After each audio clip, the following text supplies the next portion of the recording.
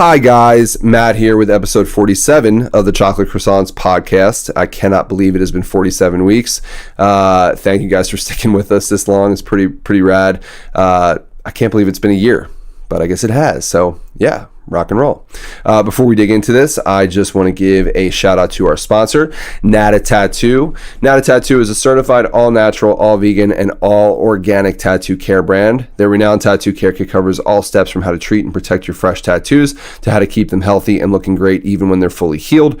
If you're on the West Coast, you can check them out at the Natural Products Expo West. So if you're a big fan of natural products, natural food, and you're on the West Coast, I believe this takes place in the Bay Area, March 9th through the 11th. Check them out there. And if you are in the Midwest and you are a big fan of tattoo conventions, you can go to the Villain Arts Tattoo Show. It's in Chicago, March 23rd through the 25th. You can check out Nata Tattoo there.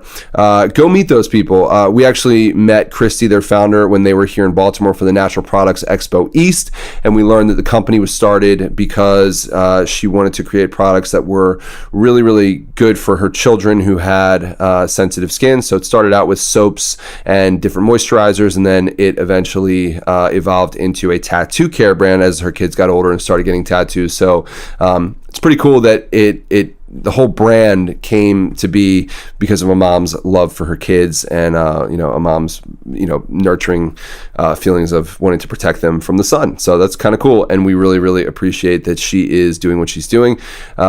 So yeah, check out natatattoo.com. If you are interested in their products, you can get 25% off any of their products in their online store using our code chocolate25. It's all caps chocolate and the numbers 25. You can use that at checkout at their website, natatattoo.com, NATATAT2.com. And again, use the code chocolate25 in all caps at checkout to get 25% off your whole order. Also, something really, really cool that we're going to be doing this week and next is we're going to be doing a tattoo contest in our Facebook group. So the first things first, if you're not a member of our Facebook group, join it. It is facebook.com/groups/chocolate croissants. Just go there, click request to be a member, and we will make sure to approve you. This week and next, we're going to be running, as I said, a tattoo contest sponsored by Nata Tattoo, where if you post a picture of your tattoo and tell a story behind it, tell us where you got it, what inspired you to get it, what the meaning is behind it, we will comment on it, we will like it, we will talk about it, and then we're going to pick a winner. There'll be a couple winners who will receive their own Nata Tattoo tattoo care kits, along with some other great prizes from Nata Tattoo.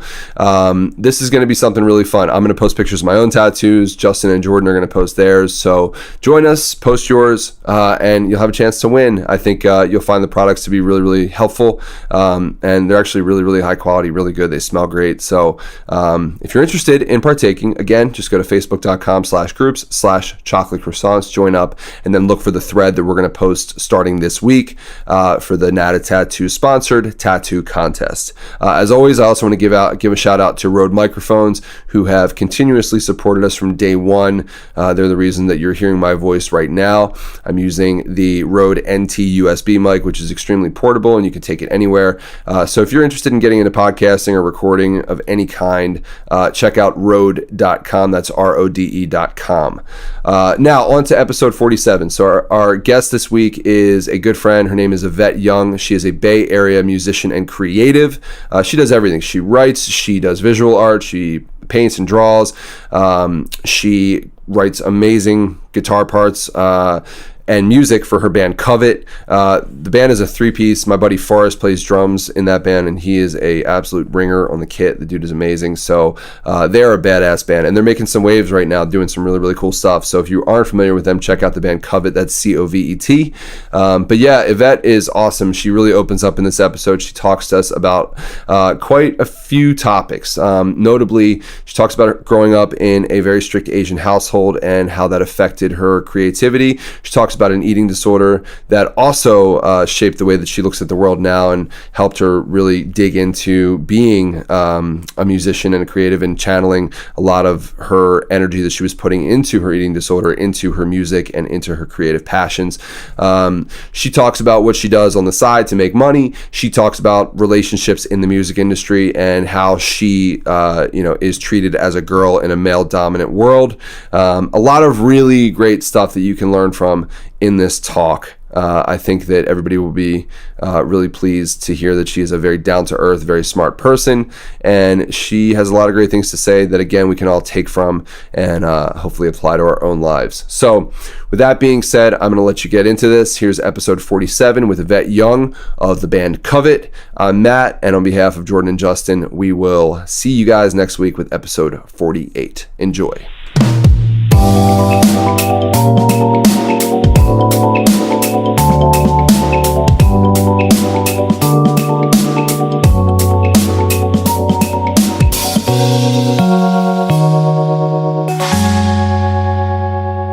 And yeah, there we go. We're going. We're recording. So, Yvette, thank you for joining us. This is episode 48. 47? Right? 47 of the Chocolate Croissants podcast. I don't know if you know this, but the reason that we call it Chocolate Croissants is because we like to eat chocolate croissants, and we started this eating chocolate croissants together once a week, well, sort of, and talking as a group about our own lives and things that are important to us and things that are going on, and just kind of like a very small self-help group between me, Justin, and his brother Jordan.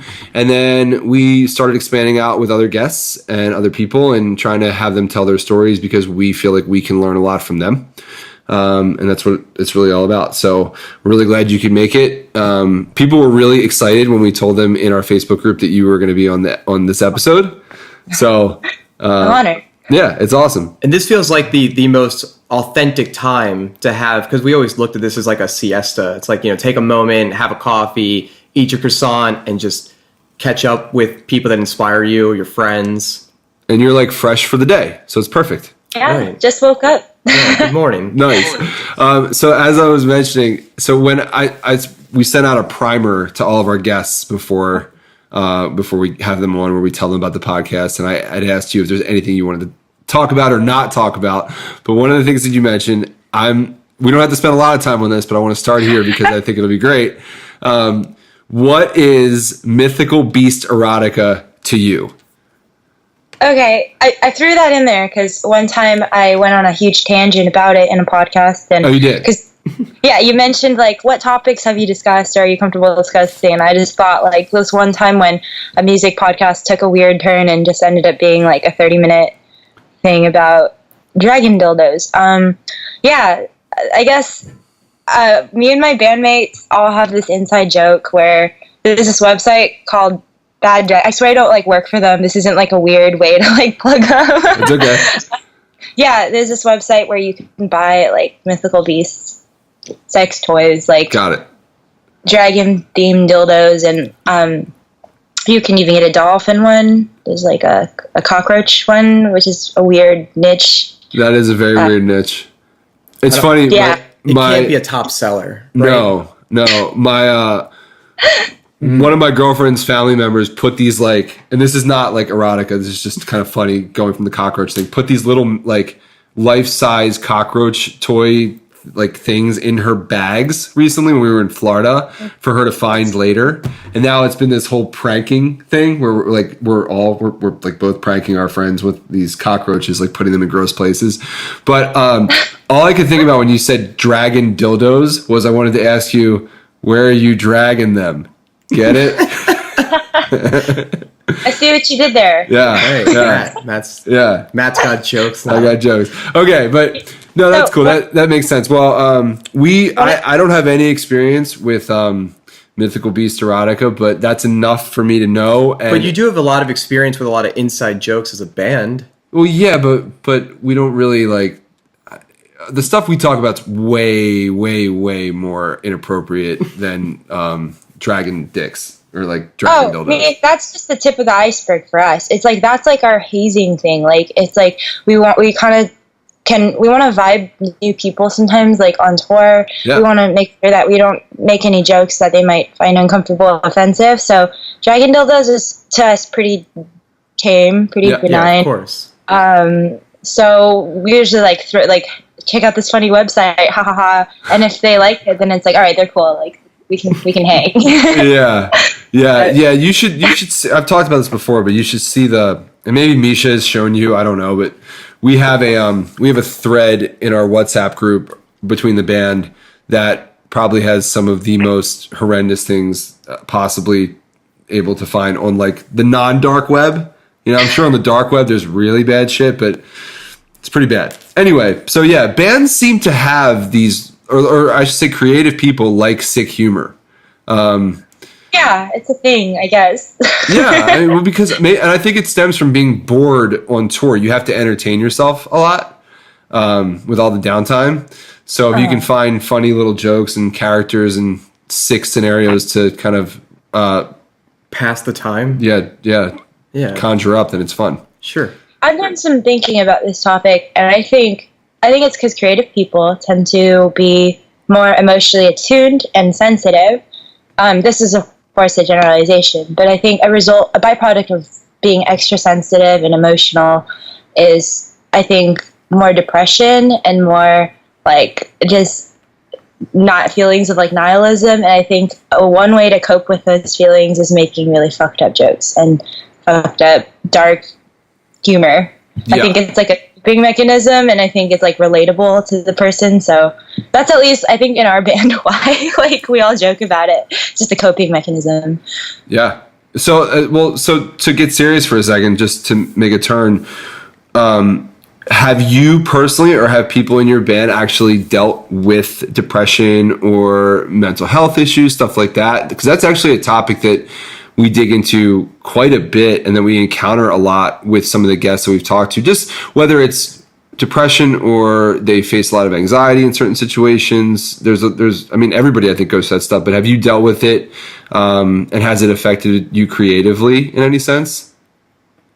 I think all of us like battle it regularly. For me, I fell into this whole career because of it. Like I dealt with it for the majority of my life, and I got really ill. And that's how I started playing guitar, which is kind of funny. I'd say I'm in a much better place these days, but I mean, yeah, I think all of us take that emotion and just channel it into our music. If you're comfortable with it, can you describe what ill means in your terms? Like freaking sick. I'm just kidding. Like, I guess I have to go into my background a little bit. So I started in classical music, and piano, I guess, or piano, okay. Violin, orchestra. I used to be like a concert pianist growing up, and my parents were really strict on me, Asian parents. And then I guess I did a lot of like competitions, and I played in 2 orchestras, and it was a lot of pressure for me. So I ended up getting kind of ill because of this perfectionism thing that was drilled into me, and I developed an eating disorder. A lot of people who've never dealt with an eating disorder, it's not really about like looking nice or whatever. It's more like a desire to have control over part of your life. Usually people who are perfectionists tend to have develop eating disorders easier because it's like a obsession with just keeping control of your surroundings and feeling like you have something for yourself. So I started turning to food, and I used to be like really, really kind of like overweight when I was growing up in elementary school. I was like 180 pounds, and then I lost half of it in a year. And what happens when you lose that much weight that quickly is your muscles atrophy, and your heart is a muscle. So during that time when I was anorexic, my heart stopped working. And I had to be put in the hospital for on and off for like a couple years. I'd say like two years on and off. And I got put on a heart machine because my heart wasn't strong enough to beat anymore. And during that time, like I used to hate classical music, and I hated music in general because to me I associated with like perfectionism and like using it to like beat other people.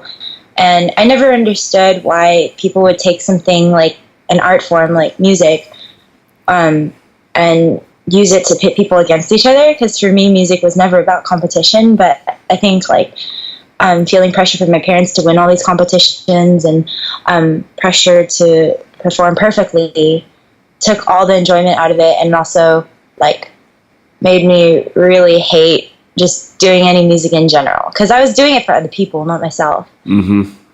Were the others aware that you were dealing with such issues, or excuse me, or did you try to bottle it up and keep it to yourself and try to just put on a happy face and keep moving forward? So I actually, nobody knew, because I was really good at bottling it up, because also my culture dictates that that mental illness is like a taboo, right. And we don't really talk to each other about emotions or anything. So at the time I was dealing with it alone, and they didn't realize I was that sick until one day at school they pulled me out, and I went straight from my class. I was in middle school. I went straight from my class to the hospital. And then I just stayed there, and then my parents were like, whoa, what the heck is going on? And then, they realized that my health wasn't very good, and I was in like a really dark place mentally too.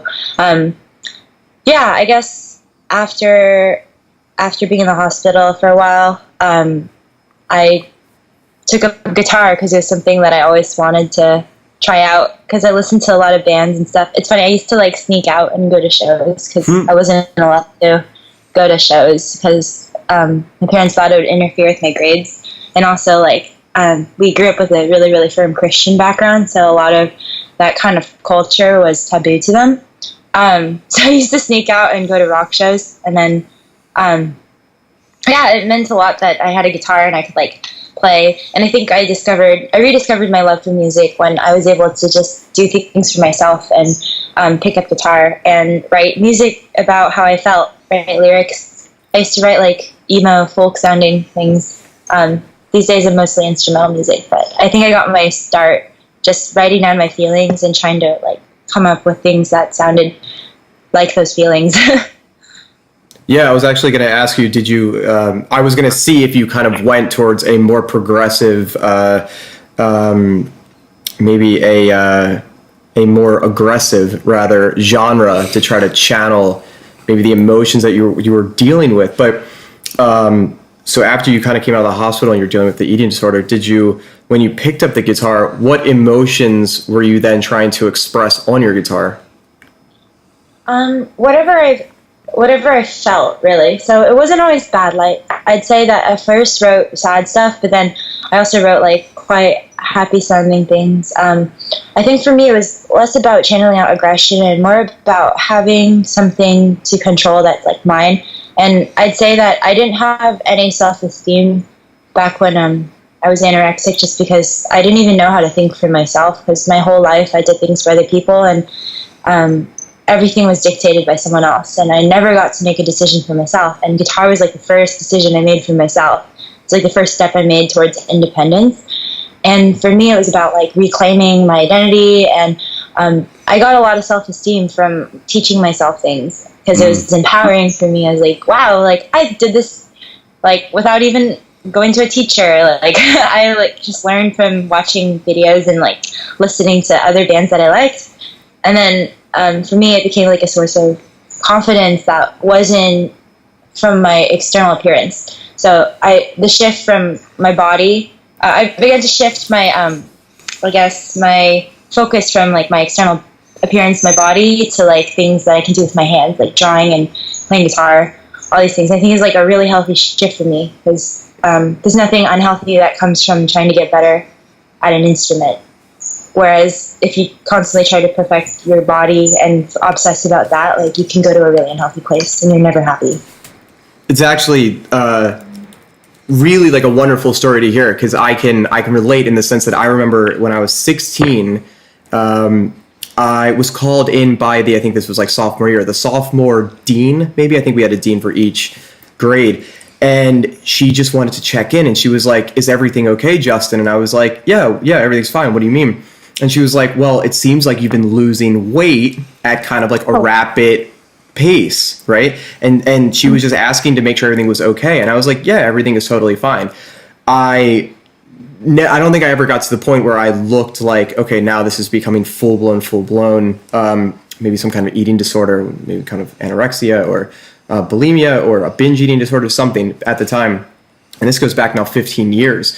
But it was something that I struggled with because I developed a lot of unhealthy habits through, I think, the normal anxiety of middle school years, as you were talking about. Just, it wasn't because I'm more of a type B, so it wasn't perfectionism kind of thing. But I'm not even sure where it really came from, but I had put on weight and I think I had dropped about 35 pounds or so at this point. But I was doing it without really any education. I was just watching what my mom would do for diet, Weight Watchers, or, whatever, just eating, trying to eat certain foods or dieting. It was mostly dieting, but really then it's interesting to hear that you channeled it through music, because I can really relate that it was aggressive and heavier music than I would take to the gym and start to just kind of express myself that way. But like the way that you're saying that it was, in your hands, that you could maybe pivot your feelings towards something else. It took me what seems way too long. It took me like a dozen years to finally find going back to school to study nutrition, to try to answer all these questions. And now I feel probably a lot of the way that you felt, empowering yourself by learning new skills and seeking knowledge to kind of channel those same maybe feelings or thoughts into something that's really healthy and productive. So I just want to say thank you for sharing that story, because that's incredible. Yeah, no worries. Like, for me, learning a new skill is the most powerful thing, I think. Like, because it's kind of like being a superhero and like acquiring new abilities. And what's comforting is like, there's so many resources these days at your fingertips, and there's really no excuse to not go out there and try to better yourself. I know, like, things get in the way, like depression, for instance. Like, even though music is a source of empowerment and encouragement, and it makes me feel good, it's like an outlet for me. Sometimes, I get in a rut and I still find it hard to pick up my instrument, because it's like you kind of lose interest for it. Sometimes it's hard to force yourself. But what's cool is I used to hate piano and violin. But nowadays, I think because I rediscovered my love, rekindled my passion for music and playing guitar, I turned back to the other instruments, and it's like I have so many outlets now. I have like visual art, I can play piano, I can play violin, I can play guitar. It's like if I get bored or like kind of fed up with one, I can go to the other. Yeah, that was going to be my question for you. Sorry. No, that's perfect. When you do burn out on one, I imagine that allows you to then channel that energy for something else. But when did visual art become a part of what you're doing? Because I mean, we checked out your site, like your website, your WordPress site, and there's a lot of really cool stuff on there.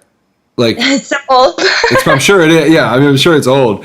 But I mean, when did you actually start drawing, and when did you get good at it? Because it's good. I mean, it's like the visual art is really good. Thank you. My focus was actually visual art. Like, I went to UCLA for fine arts and visual performing arts education. Got that double major because I thought I was going to basically just be an art teacher, and I was going to work in school. And I started out doing that. But music for me wasn't, like, my end goal wasn't to be like in a band and tour and stuff. I never had that dream, really. I thought I wanted to be like a painter or an illustrator, or maybe work for like animation or something. But so I went to school for that, and I didn't really, like, I don't know, there's like a shift I could see. Like, I was trying so hard to balance both, and I was working at an art school and I was doing music on the side, but music kind of became more of a thing in my life, especially after I got my endorsements. Like, I started realizing, like, oh, shit's getting real. Like, I might have to quit my job, because I started working like fewer and fewer days at the school, and I'm down to, I'm not really working there anymore, but I was down to one before my last tour. And yeah, I guess, so visual art was always my primary focus, and I always had a passion for it growing up. I always wanted to be an artist. Did a lot of design stuff for like bands, and that was my way of becoming involved with the music industry, was doing t-shirt designs, flyers, like all kinds of stuff. And now it's like, I think music has become my primary thing, and art's like I paint guitars. Like that's like the thing I do on the side to make money when I'm not touring and not releasing music. So that's cool. So how do you balance? I guess how do you balance practice with work in that sense when you're not on tour? Like how much of your day are you spending on like a commission to paint a guitar versus actually writing? Or I mean, do you do your own visual art for the band too? Like do you do the merch? Yeah. Do you design the album stuff, like the album artwork and so forth? What's the balance there? And that's actually kind of a sort of like one of the questions that we got from our group. It was, where was it?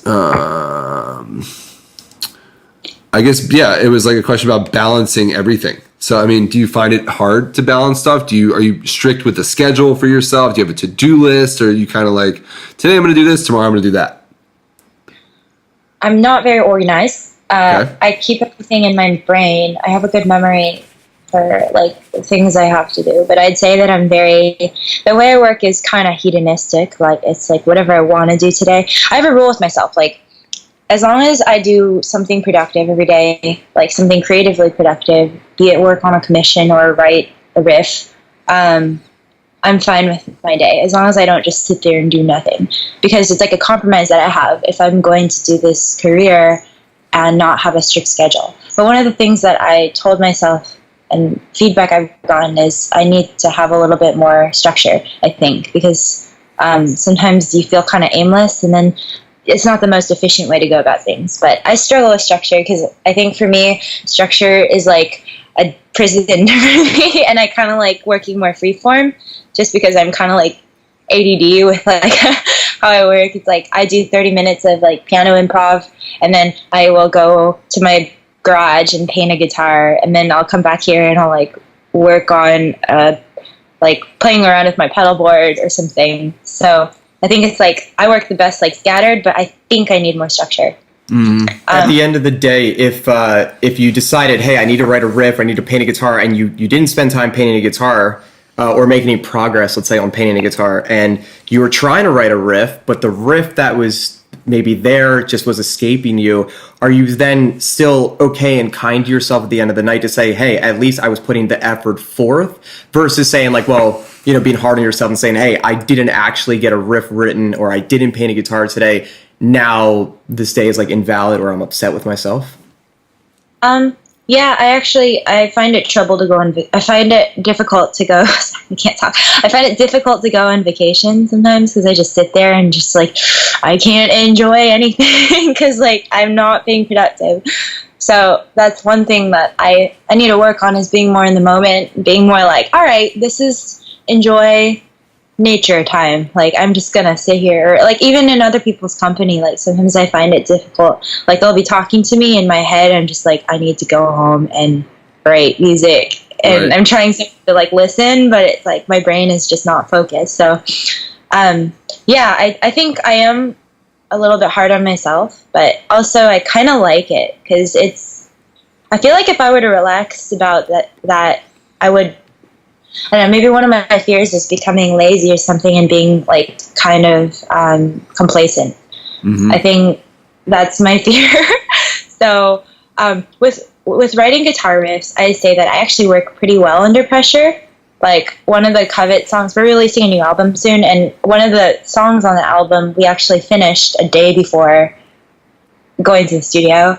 And it's because it was, the bass line was, the foundation was laid down by my bass player, because he wanted to have a go at writing songs, because usually I write everything, but he wanted to try. And so he like laid it down, but we only had like a day before recording, so I was like, oh shit, like I have to lay down my guitar parts over this thing. And so I basically pulled an all-nighter and I wrote it, and it ended up really cool. So I think I work well under pressure for music because it forces me to just be hyper-focused. But for other things like art, I think also, well, actually with art, I also work pretty well under pressure, time pressure.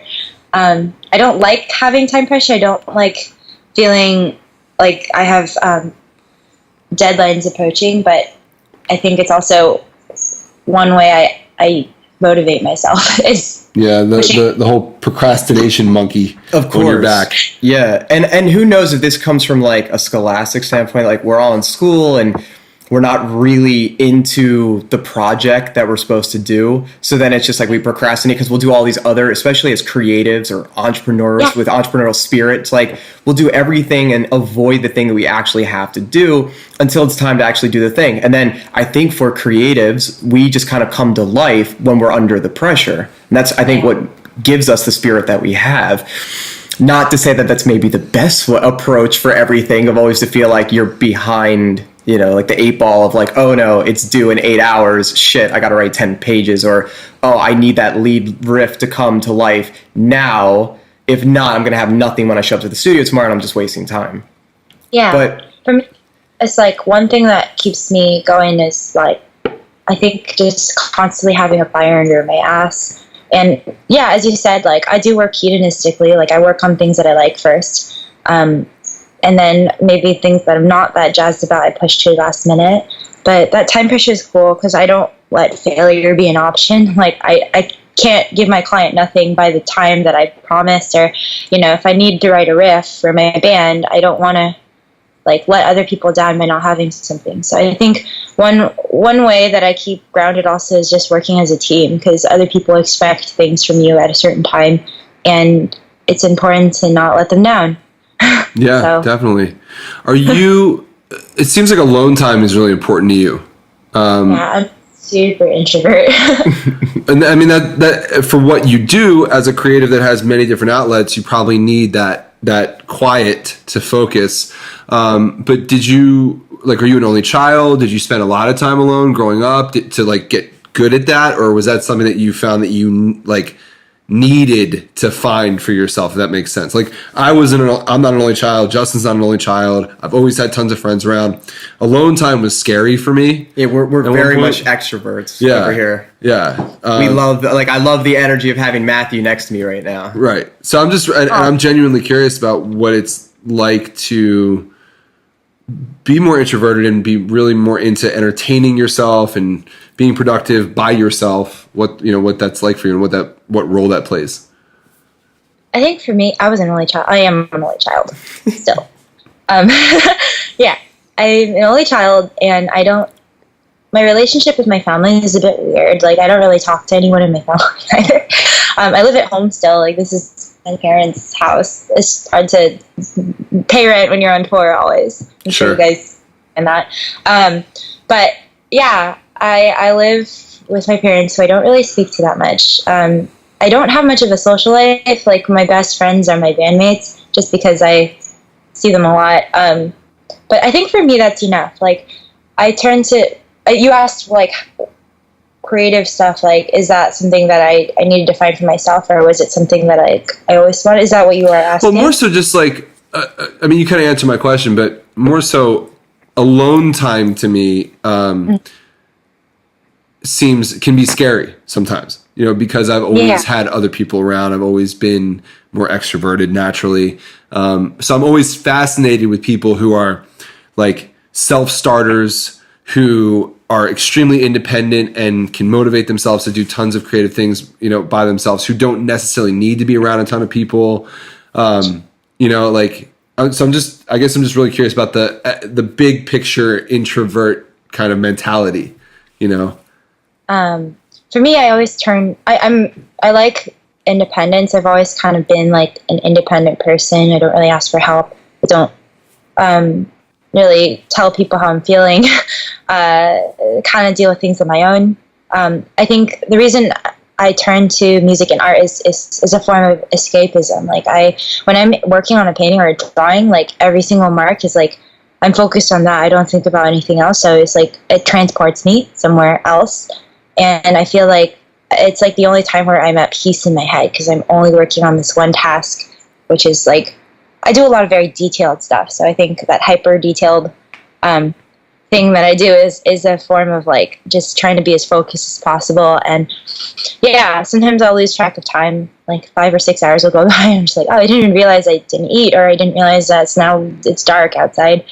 Music too, like when I'm writing a riff and stuff, or I'm playing music, I lose track of time, and when I'm on stage especially, I get transported to somewhere else. I find that that's like essential for me, because I'm such an introvert. If I think about how many people are in the audience, if I think about where I am, if I think about like I have to be perfect and put on the best show, then I'll freak out, and I'll inevitably not do my best and mess up or something, because I'm too much in my head. So when I'm on stage, I like to escape and go somewhere else, and then I don't think about the pressure, and I just feel the music and how it makes me feel.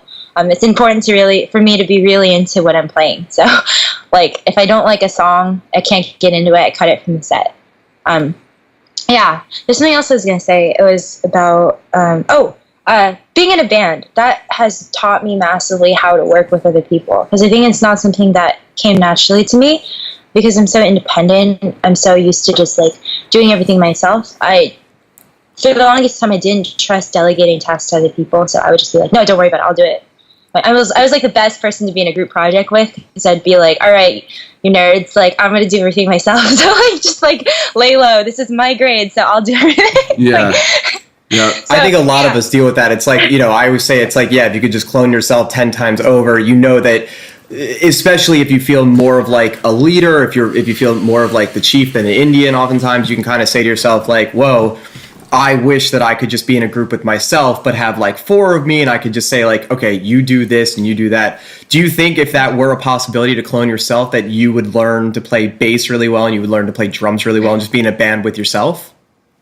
Okay. So what's funny? It's funny you say that, because I literally said that exact thing. I was like, I wish I could clone myself, but it wasn't in regards to my bandmates, because I actually really love what my bandmates bring to the table, because Forrest comes from a really unique background. Like he comes from more jazz, more like he listens to a lot of fusion stuff, which I'm not really into.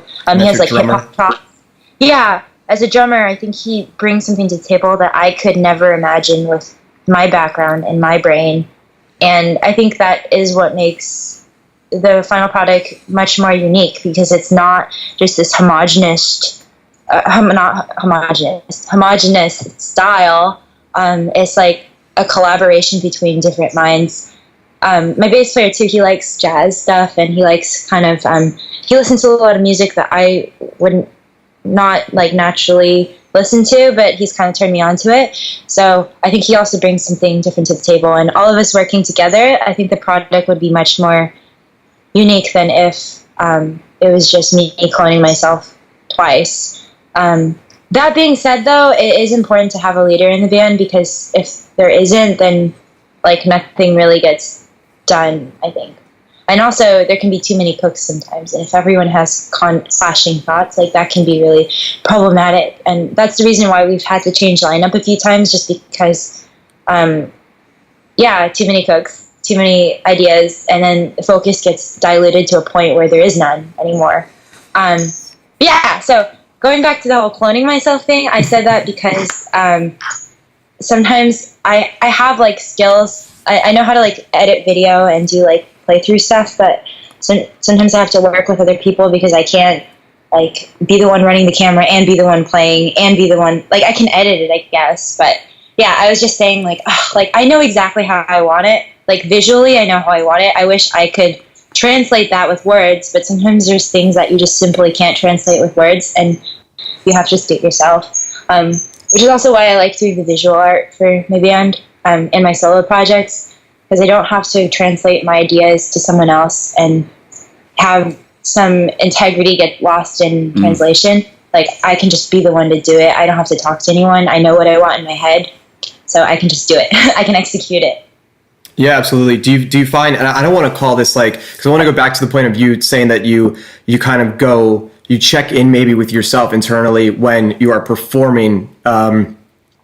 Do you find, and I don't want to say you check out, of like you're not conscious when you're on stage, because I'm sure you're hyper aware of what's going on, what's going on, but you're checking in with yourself so that you don't get overwhelmed by maybe the anxiety of being an introvert who's now performing in front of so many people on stage. My 2 questions to that are one, do you find maybe confidence or maybe a sense of calm or or something of that nature with having bandmates on stage versus maybe going like the looping route where you could just be doing everything by yourself on stage? And two, in being conscious on stage, but checking in more with yourself instead of being there for the show, you know, for like everything else externally that's going on, does that make the process of playing the show go really fast? Yeah, I do both. Like, I have stuff where I do, like, my solo stuff. I play acoustic guitar and I sing by myself, and it's nerve-wracking.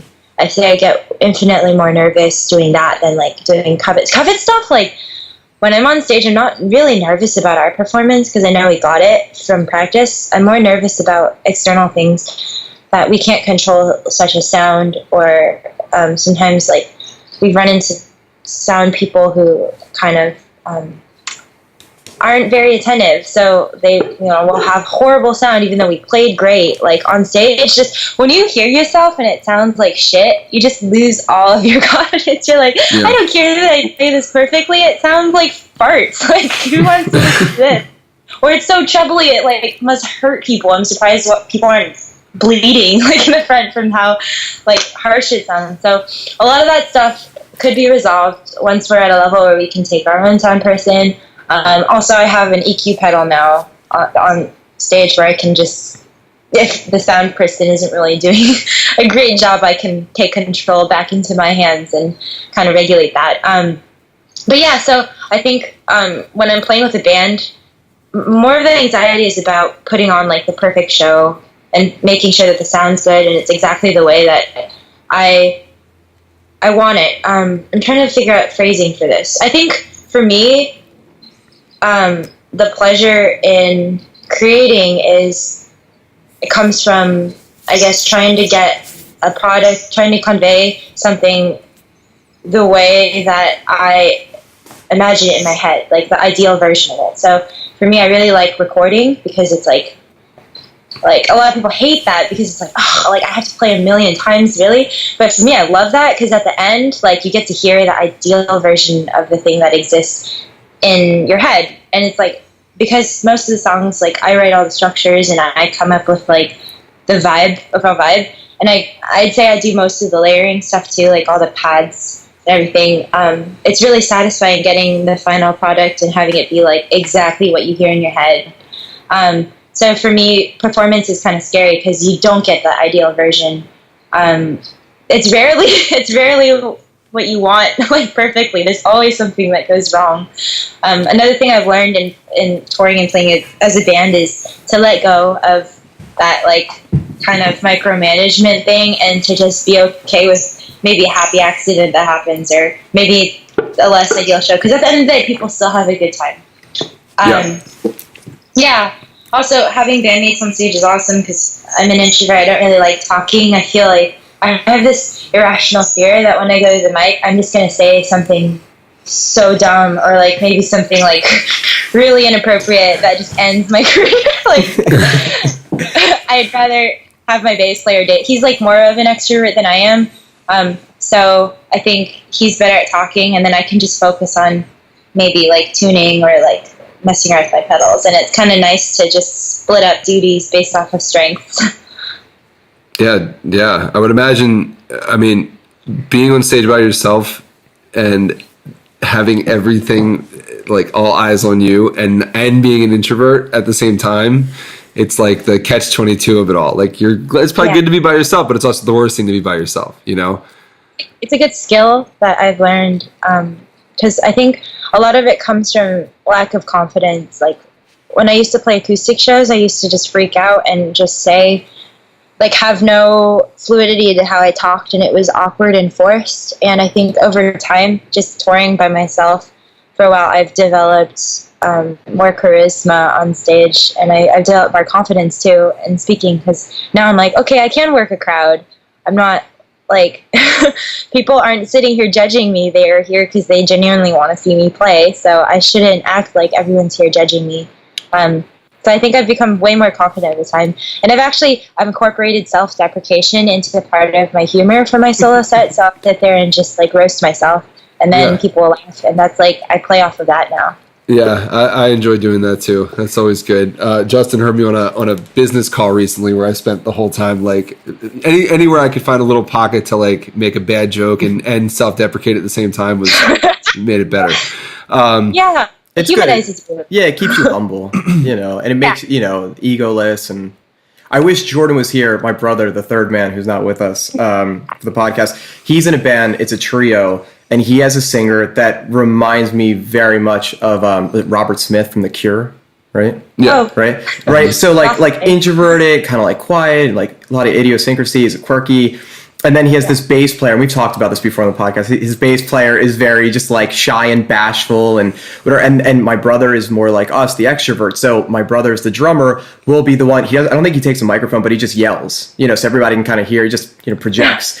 And I really, really though appreciate the dynamic between the three of them, because it's like three almost like opposing, just very different personalities, but it's like the bass player, he's all bashful and shy, you like want to root for him, and I think it's almost kind of cool that the singer is like the mysterious guy who I always say like after the song should just turn around, and just have his back. But I kind of like when there is like, as you're saying, maybe your bass player would have one type of rhetoric and he would speak and he's extroverted and he's telling his thing, and then try to like incorporate you in this like awkward banter of like, hey, I got questions, we want you to, and whatever comes out, like you said, the crowd's there to support you, it's all okay. Yeah, it's like, I think that interaction on stage is really funny. You can really sense our dynamic, because sometimes when we're playing, another reason I like having David in particular, and Forrest actually on stage is, Forrest is constantly smiling when he performs. Like, he just looks like he's having a good time. Yeah. One of the problems with the last guy was I felt like he looked miserable on stage, and it was kind of contagious, because I'd turn around and see him looking miserable and be like, okay, I don't want to be here either then. Like, right. Like, no, when someone's happy and having a good time on stage, it's like, it's the best. Yeah. That's like infectious in life, though. You're like walking down the street and everyone's got their head down and like their eyes are gazing, 2 feet in front of them, and like, you try to look at them and just smile and like get a response, and they like avert their eyes and go away. But if you look up and someone's like smiling at you and they're like, hey, they say, hi, how's it going? Something so simple. It like, I don't know, it gives me energy. And I think for most people, it perks people up, and it's unexpected. And people want to see you having a good time on stage. Like, nobody wants to see people at a show playing a show and like they don't even look like they're having a good time or want to be there. So it's important. It's part of performance. Like, even if you don't feel it, you have to kind of like put on your smile and be up there and make sure that maybe the sound is awful, but don't show it. Like, don't show it on your face. Fake it or find one thing that you can connect with that makes you genuinely stoked, so that it does shine through. David, because when my bass player is awesome. His name is David. When stuff goes wrong on stage, like, he's my source of sanity, because sometimes we'll both hear something and we'll just like look each other on stage and we'll just laugh. And, like, if it was by myself, I would be like maybe pissed off or like I'd feel anxious, but because he's there dealing with the same like technical issue, like, we can kind of have each other and like play off each other and just laugh it off. Like, there's one show I remember where we had like the entire show is just feedback. It was at like a DIY art space, and the sound isn't very good, and there's just constant like going through the entire set, and we were just on stage like defeated. We asked the sound person to do something about it, and he was just like I don't know, like I'm on my phone, like on Instagram. I don't want to do my job right now. So that sucks. And at that point too, it's like you might as well just like address it with the audience. Like, guys, we can hear it too. Like, we know that this is ridiculous. Go yell at the sound guy. Like, what? Yeah, like, what else do you do? Yeah, it's like, I think we just laugh it off. Like, even when we hear like a horrible mess up from either of us, we'll just give each other a look, but it won't be like you fucked up. Like, it'll be like, haha, I heard that. Like, gotcha. Heard that. And we know 9 times out of 10 as musicians, like, the only people that actually heard it was us. Right. Well, no one else heard it. And so that brings up what I wanted to mention now, which is being so creative. I would imagine you're also your own worst critic. So to that end, when is something finished, or are you ever really pleased with the outcome, or are you always hating on like your stuff? You know what I mean? Like you're on your own work, so to speak. I think something is finished when it accomplishes what you intended it to do. And to me, I think one step in maturation in my own artistic process is realizing that sometimes I overdo it and I over-embellish and I go too far. I've been really fascinated with minimalism recently because the point of minimalism is to capture the essence of something with the littlest information as possible. I think sometimes things can be too minimalist, but for me it's like I've been trying to find a balance between oversaturating something and also not giving enough information. I was listening, an example of this would be when I went to the studio and I recently recorded a piano album with like violin and cello, and I wrote like all the parts and I like orchestrated everything. And I had this, I tracked my own violin, so and I did it. I didn't write anything in advance. I just literally just listened to stuff on the spot and I like played what I heard over it. And then I kind of just let it be. And with the cello player, I programmed stuff in MIDI and then I had him play what I programmed essentially. So I went back and I listened to it and I was like, holy shit, there is too much going on here. And it's like oversaturated to a point where there's no contrast. And a lot of the parts, the suspense, the tension, the dynamics, they lose their impact because it just like other stuff detracts from it. So I think, and then I just deleted a bunch of it, even though I put in the time and I worked on it. Like I just literally just removed entire sections, and I thought, and the overall product was so much better because it breathed.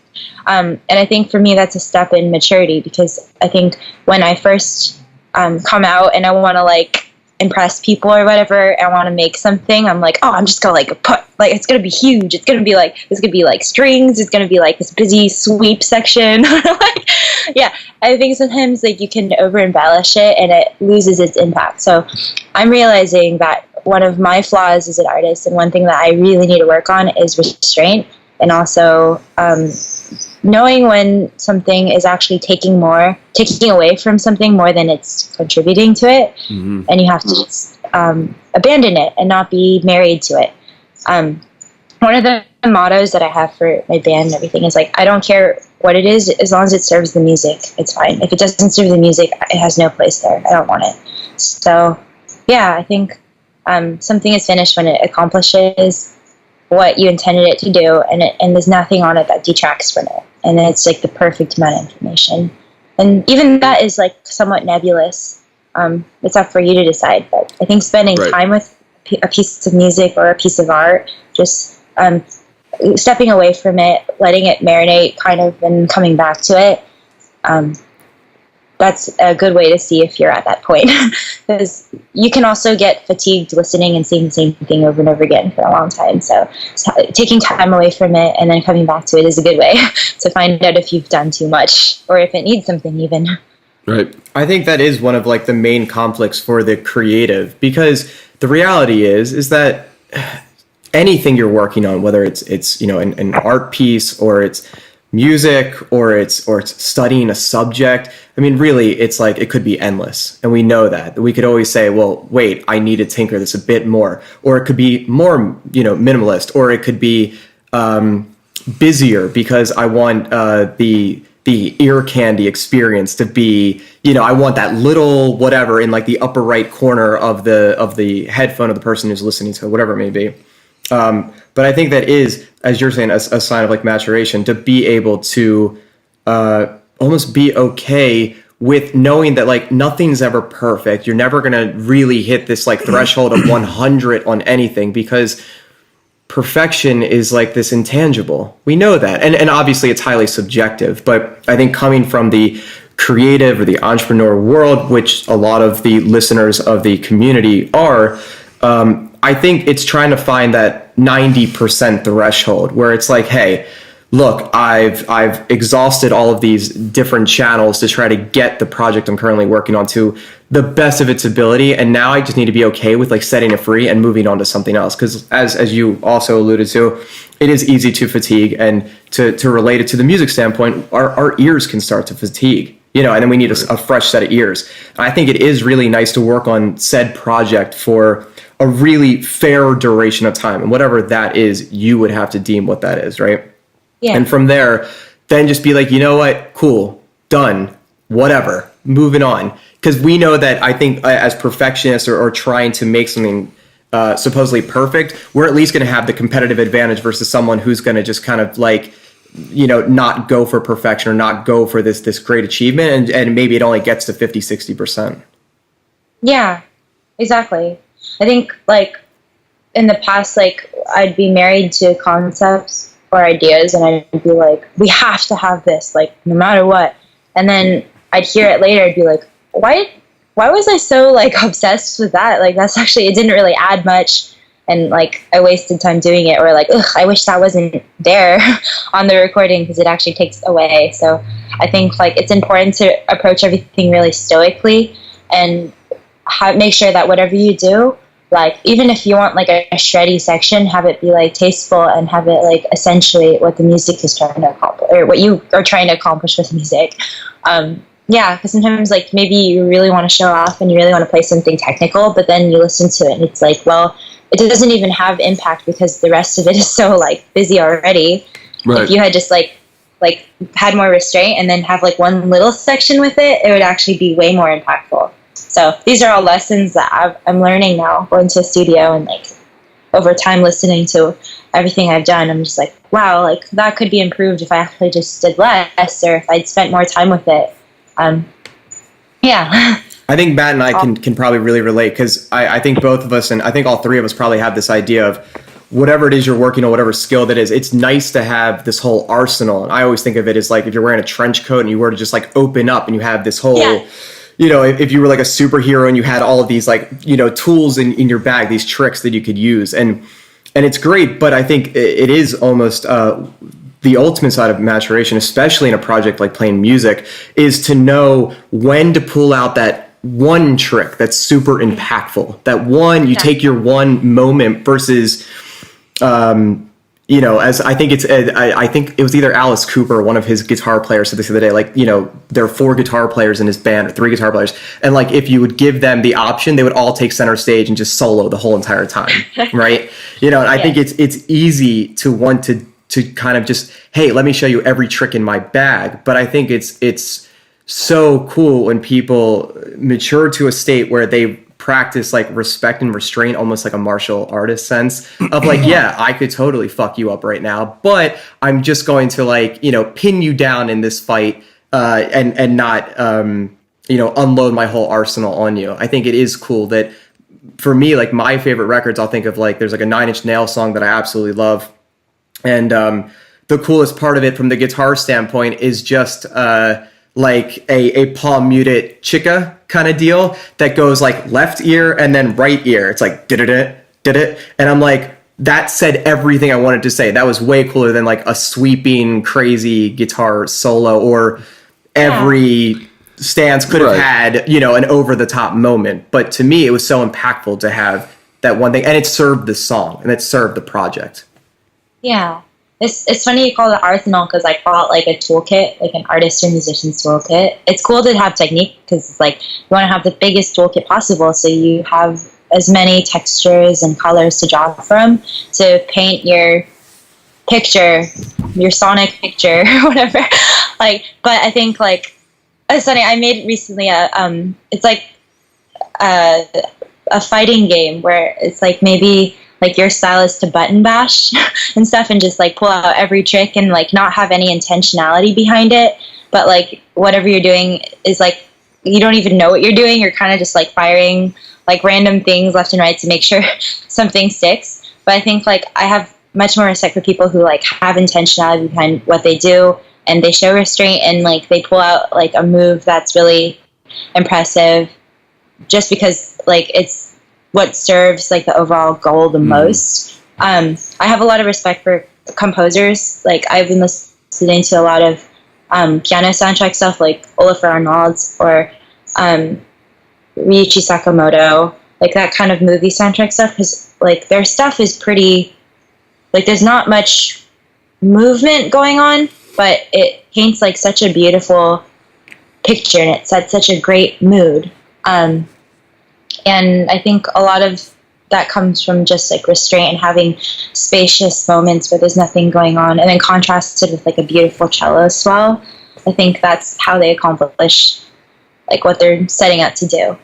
And of course, stylistically, it's a lot different from like guitar-oriented like prog shred stuff. But I have a lot of respect for it because sometimes like a space is just as powerful as a note.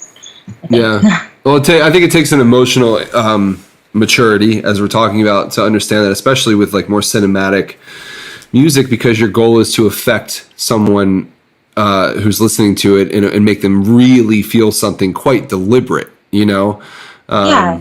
Whereas I think the music that we have all played, at least in our current projects, you know, is probably a little bit more up to each person to determine how it makes them feel. Whereas something as deliberate as a movie soundtrack, it's very deliberate. Like you want them to feel something. So that takes a big understanding. But you remove yourself from the project because you're not really writing subjectively what you want. You're trying objectively write for the project. Well, if the note says, you know, we need to convey tension here, of course you can't just say, cool, I want to play, you know, these like major fun chords that like create zero tension. Yeah. So I think that's also like the maybe the bigger picture or the bigger point is just knowing the intention that you're trying to create. And I think you alluded to that nicely in saying that your project is happy when you feel like you've kind of made the point that you want to make. Yeah. Right. And obviously for like a movie soundtrack or a TV soundtrack or something, it's different from the personal projects we get to work on. Mm-hmm. But it's all still, the restraint is still there, and like the respect for the project and that moment is still there. I think the key to that though is understanding how you would actually. It's funny. I mean, this is anybody can chime in, but talking about like writing music for a movie, it's like I would imagine the people that are writing that music are writing the parts based on how it makes them feel. What would make them feel scared? What would make them feel happy, excited? Yeah. What's going to build the tension? Yeah, I mean, I would imagine. And those with the best arsenal, as we've said before, the best toolkit or the toolbox, whatever somebody wants to call it, right? I've heard it called a bunch of things. They're the ones that can.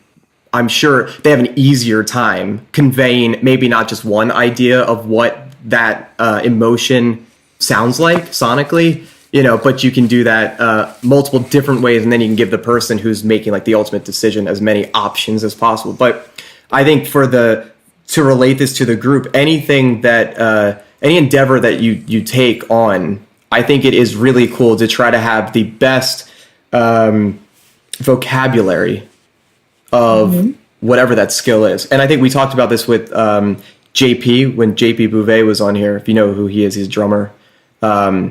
He's great. And he talked about just having, you know, as music as the language and having a really good vocabulary, because then you can actually convey what you want to say. And it doesn't have to be obviously in speaking a language like this. It can be through music or art or something else.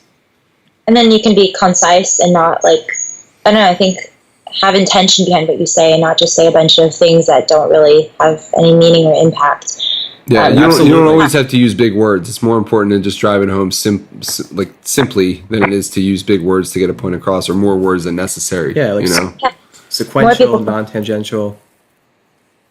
Yeah, I think I've been really fascinated behind intentionality and having control over what you're trying to say. Like sometimes I feel like, I even still feel like this. I feel like I don't really know how I got to the end point. I just got to it somehow. But I want to understand how I got there, and I want to understand how I can better own my own process, so it doesn't feel like an accident. Like I feel like everything I do still kind of feels like an accident. Sometimes I'm like, well, like here's this riff. I don't really know how it happened. People ask like, how did you get there? I'm like, I don't know. I just like heard it and I played it, but I don't know exactly like how I got from point A to point B. Mm-hmm. Like it just, I guess, materialized without me really realizing. So I'm really fascinated with intentionality and like people who work with purpose behind everything they do. yeah, I just want to better understand my own process so that I can teach it to other people, or even, I think the more you understand something, the more you can repeat it.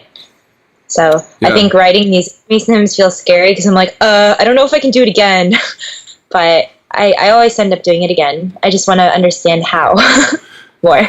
Yeah. Well, you mentioned, you mentioned teaching in a school with visual art. Is teaching music important to you too? Is that something that you either do or want to get more involved with as the career expands? I used to do like Skype lessons and stuff, but I found them to be a little bit difficult because there's always latency and like tech issues, and then sometimes I feel frustrated because I see them doing something wrong and I can't like reach through the screen and fix their hand, and also I find that on Skype, like, sometimes people don't practice as much because I think they have more accountability when they show up at your house and they have to like show you in person. So people who come to my house and do stuff tend to practice more. Just an overall trend I observed. But I ended up not really doing Skype lessons anymore because it was like frustrating. Sometimes I'll have people come over to my house, but also that's a little dangerous because they come over to my house. Right. And maybe they're a psycho who will murder me overnight. Let's hope not. Well, okay. Perfect time to bring up this topic, which we briefly touched on earlier before we started recording, but there was a question in the group, and to kind of summarize it, it's what is some advice that you could give to other young women who are trying to make it in a mostly male-dominated sort of business? And obviously, in that scenario, hopefully you stay safe and don't have some random person come over to your house who's dangerous. That's or show up to but, a gig. but then again, I don't even think that's a guy-girl thing. Part of the reason why I don't even do lessons at my house is because I don't want someone coming over to my house that I don't know either. I don't want to be put in that situation. I don't even think that's not a male-female thing. That's just like being smart and having personal safety, you know? Man, I've done so many Craigslist deals, especially eBay was a thing for sure, but like I was all into the search for the perfect tone as a bass player, and that's like a game of millimeters, not even inches, right? And I'm sure that's like for any musician. Man, I would be like driving 4 hours, and like I have stories of showing up to someone's like, they're like, oh yeah, drive your car down this like back road over here in the middle of like nowhere to this shed. And I don't know, my response is always like, oh, they were like the sweetest person. It was the best. I never had a bad experience. Some strange ones, of course. You just never know. Of course, you never know, though. But I guess knock on the table, I was always lucky. I'm always really difficult at... Sometimes people don't pick up on social cues, too. Like, sometimes I'll be like, all right, lesson's over. Like, bye. Right. But they'll linger around, and then, like, it's hard to cut them off. And I'll have people here for, like, 2-3 hours when they were supposed to be here just for an hour. Right. And I'm just really bad at being like, leave. Like, setting those boundaries. Boundaries. That's something I've had to learn. Going back to your question, I think having boundaries is really important for a female musician, because sometimes if you don't set them, I've learned the hard way. People feel like it's appropriate to. There's no boundaries, so they don't even know like what's comfortable for you, and they'll like go past that any chance they get. I think what makes it frustrating is sometimes you try to keep it professional as a girl, and some people like either don't pick up on that, and some guys maybe like try to push the boundary a little bit to see how far they can push it. And I think it's up to you to be, up to the girl to be like firm about what she's comfortable with. But also I think it's important for guys to not just assume and like, I don't know, just to be respectful and to always like ask what a girl is comfortable doing. Not even in just like the industry, but like I think with everything. I've encountered situations where I thought, you know, I'm ready to be professional and to work, but then like the other person suddenly reveals that he has like a weird ulterior motive or like a hidden agenda that isn't related to like music at all. And it's a little bit disheartening because it's like, okay, like, are you working with me because you respect my craft, or are you working with me because you thought maybe something would happen? Right. That's got to be frustrating. Yeah, and it's frustrating because also in that process, of course, I always want to be cool, and if someone pulls that, I always want to be like, okay, well, it's fine, I get it. There was a lapse in your judgment, or maybe you wanted something to happen. Maybe I don't want that to happen. I'm fine being friends, or I'm fine like just continue being professional. But sometimes, they make it weird, and now it's like I have this burned bridge that I didn't even want in the first place. Like, it sucks because you end up having to like blacklist people, even though maybe it could have been like a really cool professional relationship, but then now it's like, oh, great, that's gonna be weird. Yeah. So, and to be fair and like PC about it, just to like throw it out there, like of course it goes both ways. Obviously there's like the strong double standard, and we know this, or it goes 4 ways, whether it's like you're in a band with all dudes and like you go for the guy or something, or you're in a band with women and, whatever, right? Just to be fair to everyone, but like, setting those boundaries is super important. And I think we can all, sympathize with like, I don't think it's not even just that like, I'm thinking now it's like you've like had to like waste your time and energy, and like show your art to someone else who's now they've got ulterior motives, and they should have been open and honest in the first place. They're like, hey, I wasted my time trying to like vet you, and this is what your actual intentions were. And now I feel like my not only is this like unprofessional and like shitty of you as a person, but like you're wasting my professional time, and I've got shit to do. Right? Yeah, exactly. It definitely goes both ways. I've heard it happen to both. I think like in an ideal situation, like times where it's happened that I think like the outcome isn't that bad is when maybe I'm working with someone and then they like they like test the water a little bit, and then maybe I don't give the green light, then they resume working professionally, and it's fine. It's not like I'm gonna run at the first sign of anything. It's just like if they can still be professional and work, then like that's great.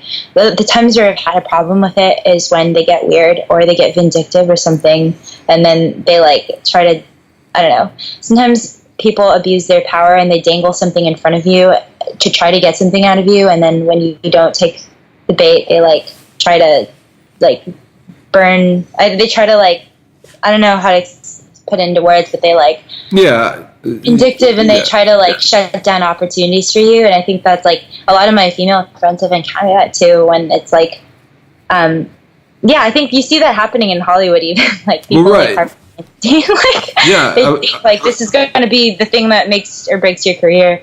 Like if I had any advice for girls, I'd be like, don't ever fucking play into that. Like, nobody can take anything away from you. You're in charge of your own career. And if someone tries to say that you need to do this thing to advance your career, then they're a piece of shit.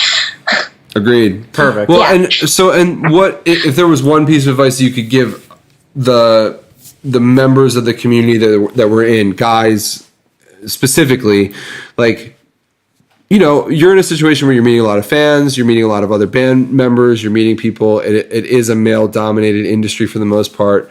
If you had a chance to say anything to them, just so that there was more respect, for lack of a better word, is there anything that you would tell them that would help them, not only in an encounter with you, but maybe even in general, like in encountering other females? And before I shut up, I just want to say too, it's like, I think a lot of people that are in this world are introverted, guys and girls. And a lot of people that I know who are introverted didn't really ever have the most amount of experience in dating or in meeting other people or in having those social interactions, at least not in abundance.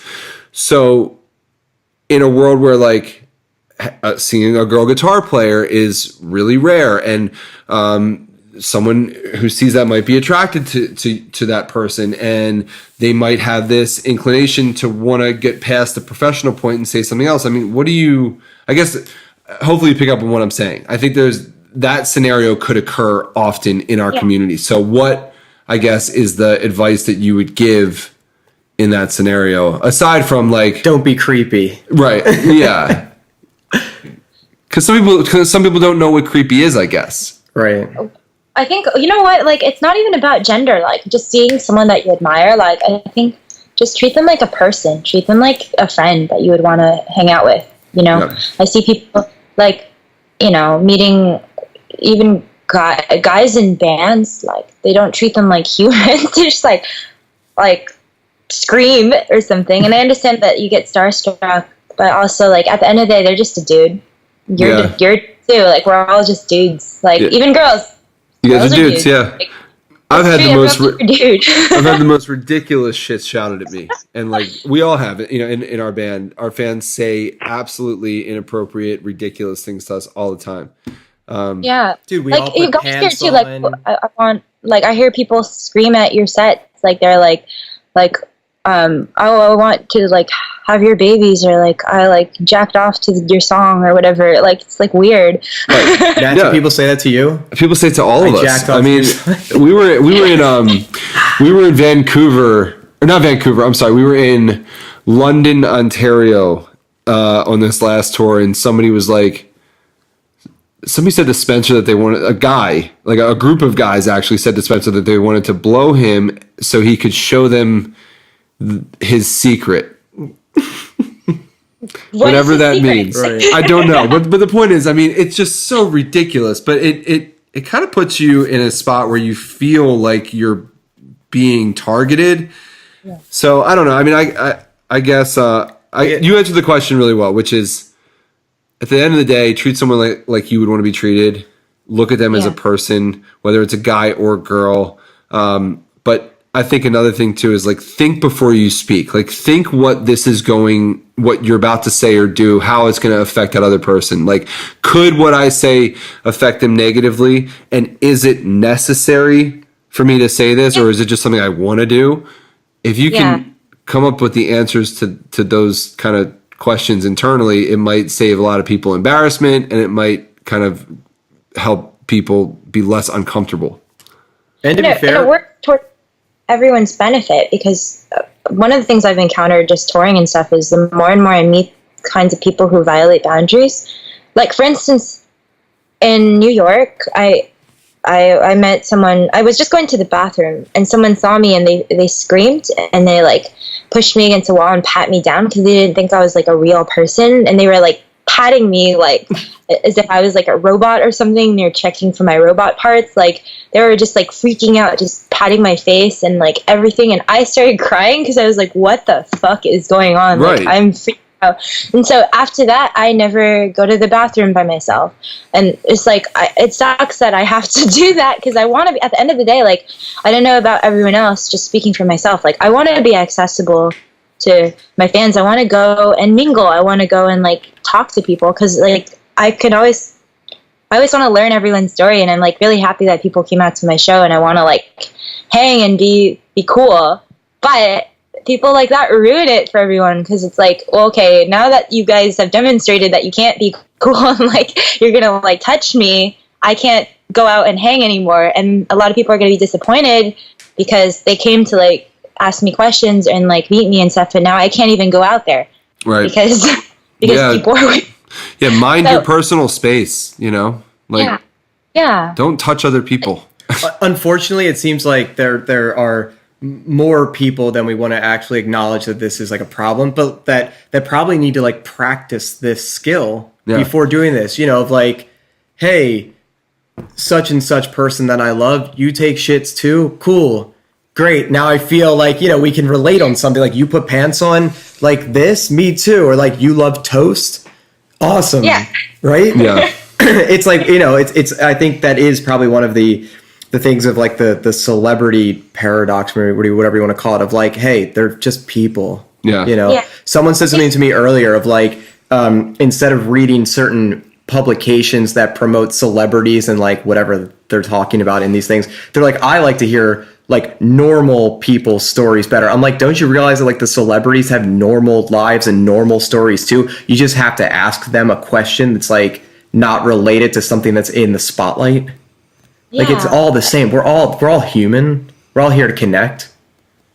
I feel like a lot of people kind of propagate that weird, like, God complex thing. I hate like when someone says like, oh, I'm not worthy, or like, you know, like you're like a goddess or whatever. Because to me, it feels somewhat like, I don't like to throw this word around, but it does feel somewhat objectifying, because it's like, whoa, hang on, like I'm a human being. I've had the same struggles as you. It's not like I was just born and I shit like my abilities. Like I had to work for them too. I had a really hard childhood. Like I fucking got beat by my parents to like get where I am. So it's like, it's not like I'm a god. I just like worked for it, you know? So right. For someone to just assume that is also kind of like, I don't know, dismissive.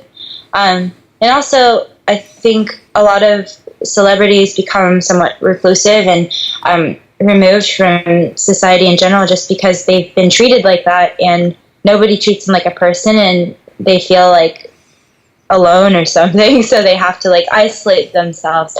I think if more people just viewed each other as human beings and we're just cool, I think we wouldn't have to be so reclusive.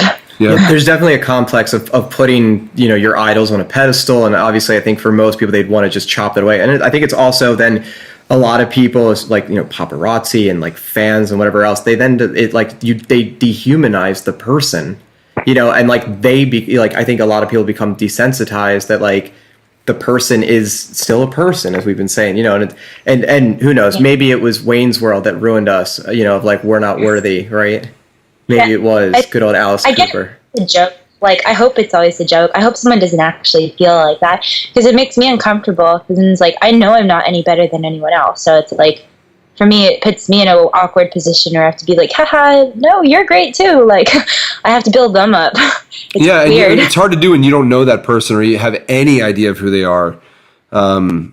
It can be very awkward when that happens. And having a conversation with someone can really disarm them and make them see the human side.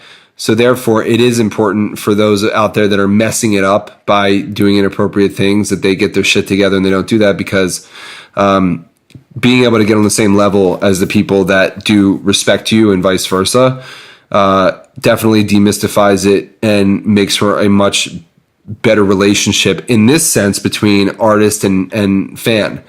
And it's, you know, you don't want something that prevents you from being able to get to that point with people. So you've spoken about like meet and greets and just trying to get everybody to realize like, dude, we're all on the same level, and you have tactics you've talked about before. You know, early on when we started the podcast, we would ask you questions about that. You would just say, you just tell them that like we all do the same stuff. Like, don't freak out. Like, it's all good. You make it about the other person too. I mean, right.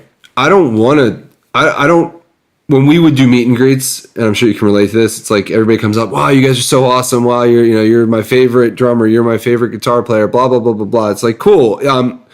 I don't want to talk about that because I want to meet you. Who are you? What do you do? What's your job? Where do you come from? How old are you? Do you play an instrument? Oh, what do you play? How long have you been playing? I mean, it's just a series of steps to get to know someone else. I think that then they realize, oh shit, like I have cool shit going on too. Or and now you've made a connection with the person. Yeah, so you actually go a little deeper. Or you find something to connect on with that person. So it makes it much better.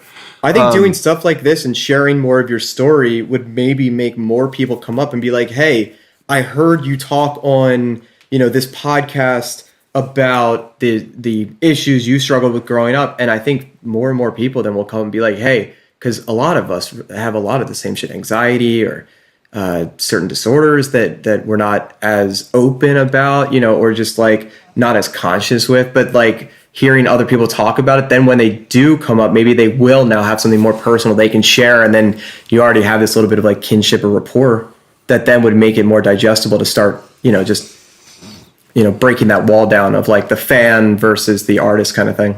Yeah. Yeah. I'm an open book. Like, I'm happy to talk about any of my struggles and like issues, because I think the important thing is to encourage other people to like pursue their passions and stuff and not be demoralized by like bad things that happen, or maybe a disability they have, or maybe depression. Just like, I think it's important to be relatable, because then other people can see like, oh cool, they did it too and they have the same affliction that I'm struggling with. So maybe not that bad for me too. At least that's like I hope to accomplish in being open with myself. Like when I was really sick, I wanted to be an art therapist. I wanted to go to the hospital and work with people and use art and show them that art can be such a valuable way to express yourself and to get out negative emotions. And it can be like very empowering because it gives you a voice when you feel like you don't have one. That's what I originally wanted to do. And now I find that like maybe I'm not doing it with art as much as I am doing it with music. Like I'm going out there and doing something even if like the odds were against me, and I'm hoping that it'll inspire other people to like, you know, not be so scared, because I was scared. I didn't have any self-esteem. I was like, you know, oh, I don't know if I'm cut out for this, or I don't know what I'm doing, but you know, at the end of the day, I'm doing what I'm doing now, and there's a reason. So yeah, and ultimately, I think doing what you're doing now will give you a much larger platform in order to convey that message. And whether you do it through your music or through podcasts or just getting out there and meeting people on tour, that platform is going to be much larger than if you were just kind of working as in one place, you know? Yeah. I think we were talking about this, you were saying this earlier, but I think this is related to, and this could be good for people to hear as well, that sometimes you might know your why. You know, I want to do this because I want to help people. You just might not know how. But if you know that why, you know, and it's strong enough, you'll figure out how. And sometimes you know how to do something, you just may not know the answer to why you're doing said thing. And if you know how and you really want to do something, you're not sure of the why, I think you'll figure out that why along the way. So I think it's good to remember those two integral parts of like the how and the why, you know. And sometimes, like, and we've talked about this before, sometimes you just say yeah to something because you know why you want to do it. You just figure the how out as you go. And that's cool too. Yeah. I think it's just important to like have all the part, like to feel like you're in control of like all the parts of your process. Like sometimes like also it's fine to just do something because you want to do it. Like sometimes I think it's cool to not have to justify it to anyone except yourself. Like sometimes like I think some artists feel frustrated. Actually, this is a really, really like relevant topic, I think, because I've talked about it with a lot of my friends, but they feel like gradually they started out doing music for themselves, and then labels and like other people got involved, and now they're doing things that maybe they're not that invested in, or they feel like aren't really what they want to do, and they are kind of in control, not in control anymore, like other people kind of dictate their art for them, and they feel this frustration because on one hand they want to make art that's genuine and that is like stuff that they genuinely want to do, but they feel like they can't devote their time to that because like maybe the label or like someone else is like dictating their timeline for them, and they feel this sense of like dysphoria because on one hand they're like pursuing art or pursuing music, but they feel like they're not really doing what they want to do at the end of the day. And also like being like, I hate that word sellout, because I feel like a lot of my friends who work in the music industry, they're making music maybe that isn't authentic to who they are, but I'm trying to like figure out a way to phrase it. They're making music that's not authentic to who they are, but they're doing it because it's lucrative, and that maybe the label like told them they have to do this, but they also feel frustrated as a true artist, as a true creator, because it's like they know that it's not authentic, it's not genuine to like what they want to be doing, but like they can't make money off of like something that's not as mainstream, I suppose. It's a catch-22 in that sense. Yeah. At the end of the day, though, you got to do what's right for you, for your soul, right? You know, you got to do what's going to feed that ideal vision, you know, or help create that ideal vision. And at some point, they will. Hopefully. Yeah. You know, I think it's a compromise between like, hopefully you won't have to compromise. That's ideal. But like, I think some people feel like, a lot of my friends I've talked to recently feel like they have to compromise authenticity for making money and like surviving. There's got to be a healthy balance somewhere in there, right? Yeah. Because you got to make money so that maybe you can still then fund the passion project, right? Because not everyone is going to make money off the thing that they're most passionate about. But I think there's got to be at somewhere, and there's got to be means to an end of like, I want to feed my soul and I want to do the things I'm passionate about. So I need to find I think a lot of it just comes back to that balance, right? Just find, and that's like with everything, we got to find the balance in everything. Yeah.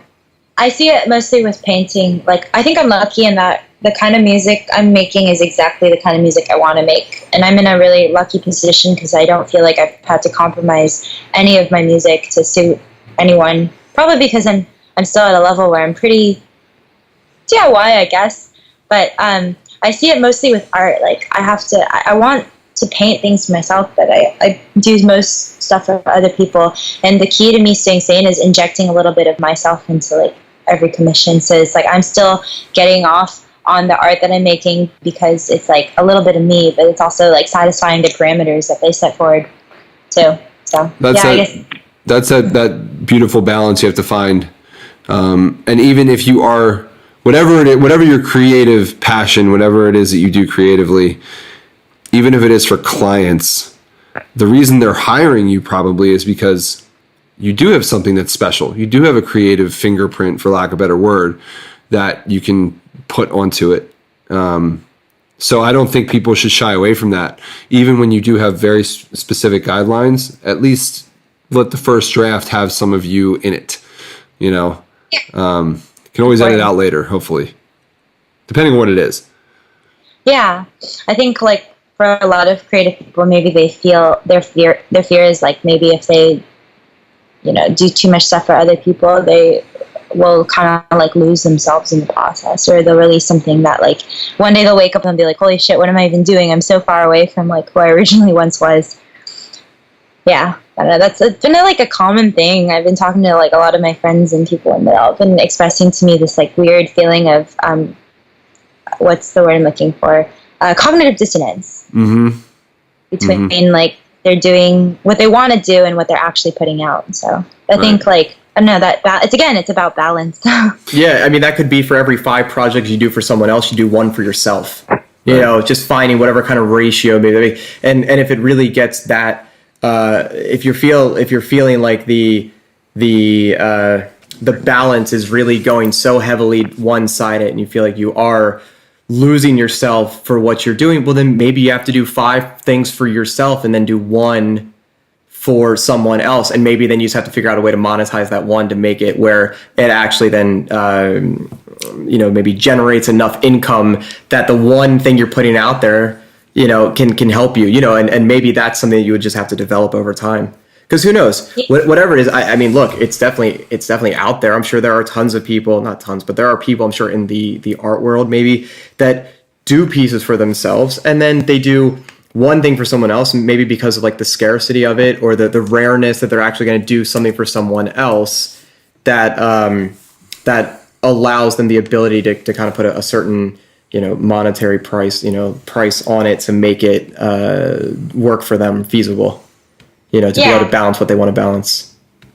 It's all just testing it, right? You just put it out there and see what happens. And then if it doesn't work, you try again. And when it finally starts to work, you just reiterate that process until it gets stale and you iterate something else. Yeah, I think that's the beauty of like just working through your process and like trying to understand what works and what doesn't. Well, I think your friends would friends are probably lucky to know you because it seems like you are doing for the most part what you want to do and you're finding success in it and it's growing, and at the end of the day it seems like you're answering the question for yourself of how you got there through the process, and that kind of is the question that everybody should be asking themselves as they go. Kind of check in with yourself. How am I happy? Am I enjoying this? Am I doing what I want to do? How can I make changes if I'm not? It's good to do that and to be conscious of that instead of end up way far down the line and then realize, oh fuck, I went too far down the wrong path. Yeah. You're like lost in the middle of nowhere. Yeah. How do you find your way back? Right. But it seems like at least from this conversation, and granted, we haven't spent that much time together in the grand scheme of things by any means. Seems like you're doing exactly what you want to do. And I think that right there will give people more confidence to probably do the same thing and check in with themselves too. So that's good. So, I mean, hopefully you feel good about what you're doing. I hope. Oh yeah. I feel really lucky. Like I really don't have to sacrifice much. Like I think who I am and what I put out, are very much congruent. Like, I think I haven't had to like be in a position where I have to compromise much yet. But like, I definitely see people struggling with it. And I've had just a lot of conversations with people recently about that. And I like don't even know a good answer. I guess like I'm just trying to like, I guess I was like interviewing you guys. I was like, what do you guys think is good advice for people who are struggling with that? Yeah. It's like figure out, why am I the beacon? Like, why can they look at me as this light that figured it out? Like, why did I get so lucky, right? Yeah, I mean, look, I did feel lucky and grateful. I think, yeah. You go ahead. Sorry. No. It's a testament to putting all the hard work, into the craft, and I think a lot of that probably comes from the upbringing and maybe the ups and downs of what you got to deal with. But all of that makes you the person you are now, and the musician and the artist you are now, and who knows if you would be in the same position, or if you would be so much of a fighter to kind of do the things that you want to do now if you hadn't gone through all the shit that you went through. Yeah. Right? I think definitely it was all there for a reason. I've learned so many lessons too. Like, I wasn't born with the exact skill set I needed, but I think life kind of just gave me whatever lesson I had to learn, and along the way you improvise and you just end up at the final destination and you're like, holy shit, like I've grown so much as a person. So like it takes like, people are like, oh yeah, took 20 years to be like an overnight success or something. Right. Because not everyone knows the whole journey or sees the whole journey. They're just like, I don't know, I guess they were just born with it. Like, no, I was not born with this shit. Yeah. Like, I worked my ass off.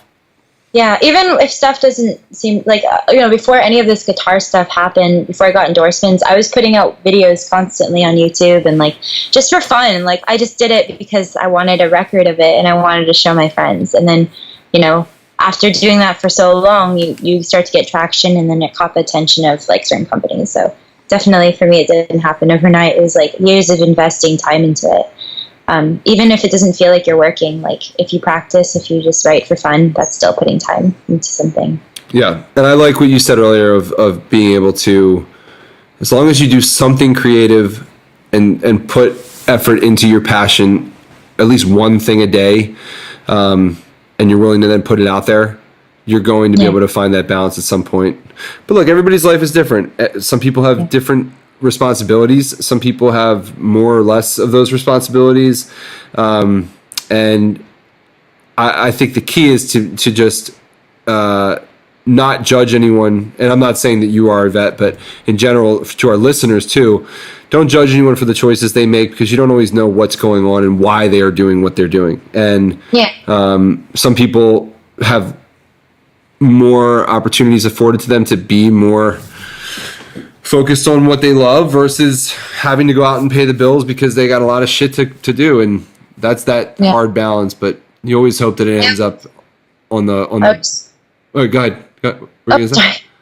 I was going to say, I always really do call it a privilege, because I was ready to just work a 9-to-5 job that maybe I didn't care about too much out of college, just because I thought that was like the safe route. And then now I'm lucky enough in that I don't really have to do that. And I'm doing something that I genuinely love, and it doesn't really feel like work to me. It is hard work, but to me it's not as like emotionally taxing as me just sitting in a cubicle looking at a clock or something. Which would suck. So it is, it is a privilege at the end of the day. And I always tell people, like, sure, I worked really hard for it, and also I want to say that like hard work is the only thing that goes into it, but a lot of it is luck. It's being at the right place at the right time, and it's also having certain qualities as a person that maybe like help you interact with people more. Like, for instance, being sociable, being charismatic, that takes you a long way. I think in any field, like, people are going to want to work with someone who's a cool hang versus someone who's like maybe a brilliant person but just is really difficult to get along with. Yeah. So, well, that's a very valid point. Well, that's a great place for us to wrap up. I think a lot of people they needed to hear you say that. That was actually really important, because as you mentioned, even yourself being an introvert, you still have to put yourself out there. You still have to be social. You still have to interact with others. No matter how introverted someone may be, you cannot do everything alone, and you need to be around other people. So I like the fact that you play in a band with cool people. As I said earlier, your drummer is freaking awesome. So when you see him later, tell him I said hey. Yeah, let's go. He'll be so happy. That's cool. That's awesome. Well, but no, seriously, it was really cool to talk to you. And having not known your story before, even the little details that you were willing to share today definitely helped me understand, and I'm sure Justin understand you and your music and the art that you create. But I really do think that the people who will hear this can definitely take away some good nuggets of wisdom that you've developed over the years. So hopefully you feel good about that. I hope you do, because I think I think this will be great for people to hear.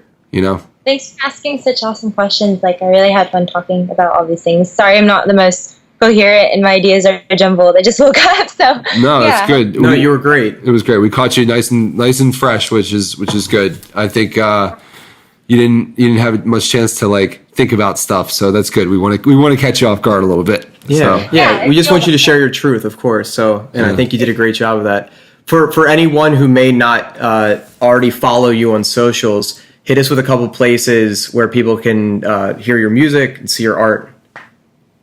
I guess okay, yeah. But I was gonna say you looked at my WordPress, but that's like the worst place because all my like emo high school angst-ridden art.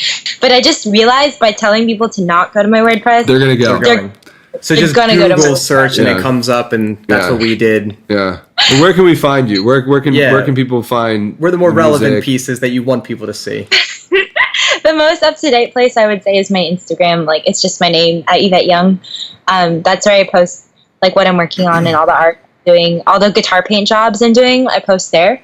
I guess my band has a Facebook. I'm in a band called Covet. We're a 3-piece. We play instrumental music. That's Covet.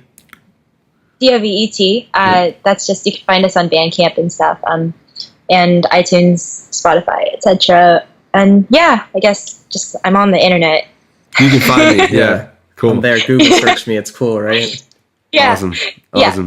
Yvette, there are going to be, I'm sure there'll be even more questions after this. So if you ever find yourself with some time and you're open to it, join our Facebook group too, which is it's facebook.com/group/chocolate croissants.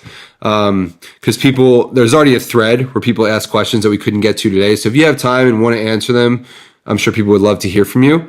Yeah, that'd be awesome. But it's a place like where after we share the episode, we always go back and we'll bring up, sometimes we'll do like, create threads to discuss the guests or the episodes, or we'll even have people that were guests come on and talk. So if you're ever into that, it'd be a really great way to engage with our core audience. So, that'd be awesome. But yeah, anyway, we'll let you go, but seriously, thank you so much. I'll follow up with you as we, go to release the episode. It should come out next Monday.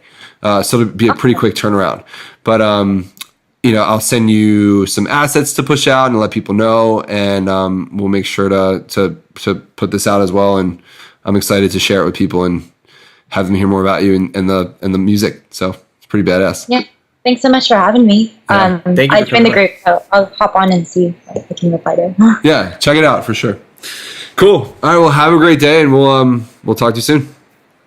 Thank you. I'll talk to you soon. It was great meeting you. You as well. Likewise. Enjoy the West Coast. We're going to enjoy the East Coast. It's cold here right now. I don't know why. It's cold here too. It's a gray, cold day. I feel like I'm in London or something right now. Yeah.